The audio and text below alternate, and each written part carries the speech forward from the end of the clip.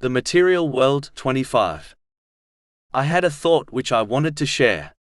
I was pondering over the material world, and the amount of effort most people dedicate to it, compared to the effort dedicated to one's religion. If one observes the material world, such as the movie industry, they will find that the people involved dedicate a large amount of effort in order to achieve success. For example, not only do people spend countless hours and millions of pounds making a film, but after its completion they dedicate more effort and money publicizing it. Celebrities travel around the world for the sake of a meeting or interview, which lasts less than an hour, just to promote their work.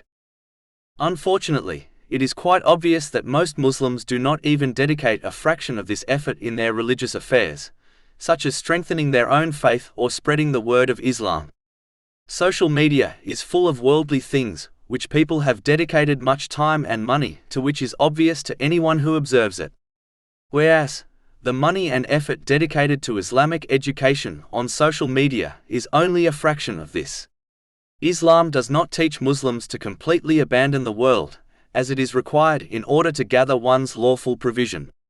But if a Muslim honestly assesses their own life and daily activities, it will be obvious to them that the majority of their effort, wealth and time is dedicated to the material world. It is very rare to observe someone who dedicates the majority of their time to Islam and preparing for the hereafter. If people can dedicate so much effort and money on worldly things, such as making movies, even though these are temporal things, Muslims should work even harder for the eternal hereafter. These worldly people dedicate much effort to their worldly projects and therefore obtain success.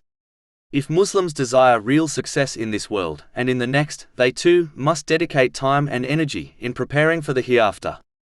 It is simply foolish to believe that a Muslim can obtain the blessings of this world and the next by either exerting minimal effort or no effort at all in the obedience of Allah, the Exalted, which involves fulfilling His commands, refraining from His prohibitions, and facing destiny with patience.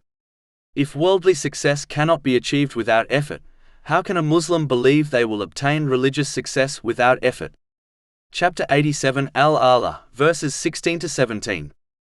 But you prefer the worldly life, while the hereafter is better and more enduring.